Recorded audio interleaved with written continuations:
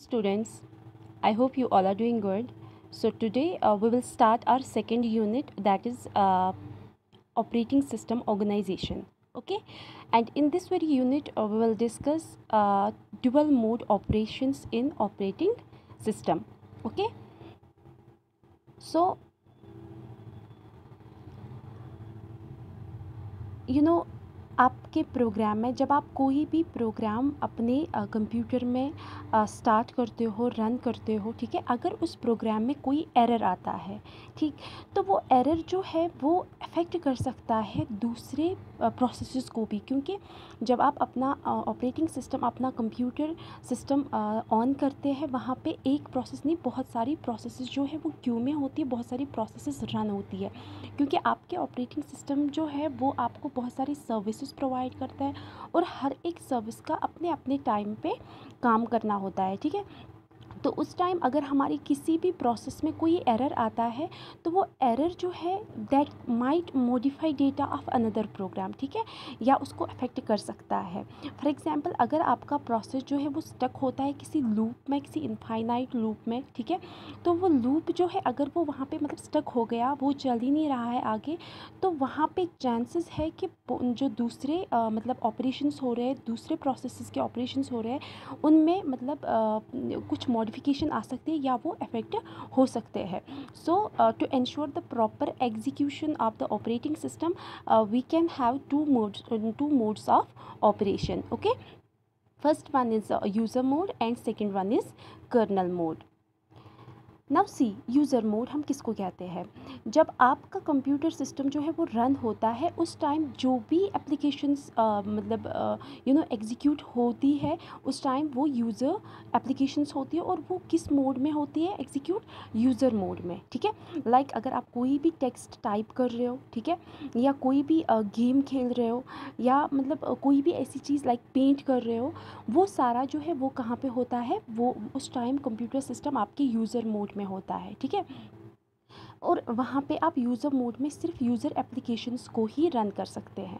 For example, अगर आपका user application किसी सर्विस के लिए रिक्वेस्ट कर रहा है, ठीक है, या मतलब किसी इनपुट आउटपुट के लिए रिक्वेस्ट कर रहा है, या कोई इंटरप्ट हो रहा है वहाँ पे, या किसी सिस्टम कॉल को मतलब की ज़रूरत पड़ती है, उस टाइम एक सिस्टम कॉल जाती है, ठीक है, और वो कहाँ जाती है? वो सिस्टम कॉल कर्नल मोड में, ठीक। तो हम यहाँ पे कह सकते हैं कि there will be a transition from user to kernel mode.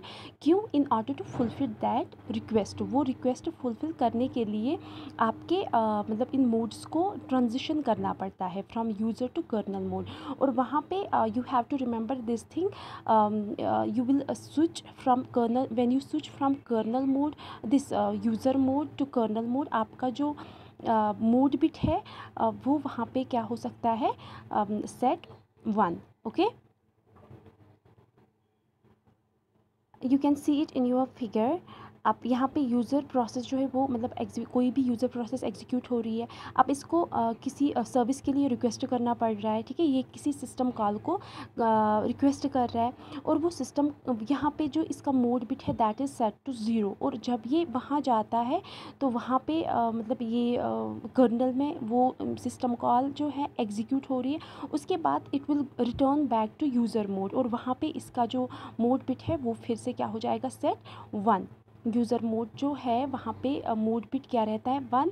And जब ये मतलब कर्नल पे जाता है, वहाँ पे जो मोड बिट है वो क्या रहता है? 0. ओके, और इस तरह से ये मतलब स्विच करता है, मतलब जब भी इसको रिक्वेस्ट करनी होती है, क्योंकि कर्नल मोड में ही मतलब आप समझो ये बैकग्राउंड की जो भी एप्लीकेशंस होते हैं वो कर्नल मोड में ही चलते हैं, जो भी ऑपरेटिंग सिस्टम जो है मतलब हमें प्रोवाइड कर रहा है, सर्विसेज मैनेज कर रहा है इन सारे रिसोर्सेज को, वो कहाँ पे करता है? कर्नल मोड में, ठीक है। यूज़र मोड जो है वहाँ पे आपका कंट्रोल होता है, you can make any modification in that very mode, लेकिन आप कर्नल मोड के एप्लीकेशंस को यूज़र मोड में नहीं रन करा सकते। Now see your colonel mode. आपका जो सिस्टम है जब वो बूट होता है, आपको पता ही है बूट क्या होता है, जो ही ऑपरेटिंग सिस्टम जो है वो लोड होता है मतलब आपके सिस्टम में, तो आप वहाँ पे क्या होता है, ये यूज़र एप्लीकेशंस जो है वहाँ पे स्टार्ट होती है, ठीक है। तो कुछ मतलब प्रोटेक्शन चाहता है यहाँ पे हार्डवेयर, कुछ मतलब इंस्ट्रक्शंस वहाँ पे हमारे पास है प्रिविलेज्ड इंस्ट्रक्शंस जो एग्जीक्यूट होते हैं सिर्फ कर्नल मोड में, तो उनको हम यूज़र मोड पे एग्जीक्यूट नहीं कर सकते, ठीक है। अगर हमने कभी भी ऐसा किया, आपने देखा होगा कभी भी हम कोई भी एप्लीकेशन ऐसी चलाते हैं वो हमें परमिशन मांगता है, क्योंकि या मतलब वहाँ पे एक इसको ट्रीट किया जाता है एज एन इलीगल इंस्ट्रक्शन, ठीक है, कि मतलब ये जो इंस्ट्रक्शन है ये आपको इस पे कंट्रोल नहीं है, आप इसको मैनेज नहीं कर सकते, कंट्रोल नहीं कर सकते, तो ये कहाँ पे चलेगा, ये कर्नल मोड पे चलेगा, ठीक है। तो ये जो प्रिविलेज्ड इंस्ट्रक्शंस है वो क्या है, मतलब लाइक हैंडलिंग इंटरप्ट्स, मतलब इंटरप्ट्स को हैंडल करना, ठीक है। कोई भी इंटरप्ट आता है वो हैंडल होता है, वो कौन हैंडल करता है, ऑपरेटिंग सिस्टम, लेकिन इसमें कौन सा मोड, कर्नल मोड, जहाँ पे यूज़र का कंट्रोल नहीं होता। And when you are about to switch from user mode to kernel mode, वहाँ पे जो मैनेजिंग मतलब मैनेजिंग बॉडी होती है, जो मैनेजमेंट वहाँ पे होता है वो कौन करता है, ऑपरेटिंग सिस्टम, ठीक है। और उसके बाद इनपुट आउटपुट मैनेजमेंट, ये कुछ इंस्ट्रक्शंस हैं प्रिविलेज्ड इंस्ट्रक्शंस जो सिर्फ यूज़र ये कर्नल मोड में एग्जीक्यूट होते हैं, ठीक है। so here this thing will be noted to switch from user mode to kernel mode bit जो है that should be 0, और वहाँ पे मैंने क्या बोला, to switch from kernel mode to user mode bit should be 1, ठीक है। एक्चुअली मुझे यहाँ पे आपको ये दिखाना था कि हम जब स्विच करते हैं kernel mode to this user mode, वहाँ पे हम मोड बिट जो है वो सेट करते हैं 1, और जो कर्नल मतलब जब हम यूज़र मोड से कर्नल मोड आ जाते हैं वहाँ पे मोड बिट सेट होता है 0, ठीक है। तो ये 2 मोड्स है किसके, आपके इस मतलब ऑपरेटिंग सिस्टम के, जहाँ पे डिफरेंट इंस्ट्रक्शंस जो है वो रन होती है, ठीक है, different applications are you can से।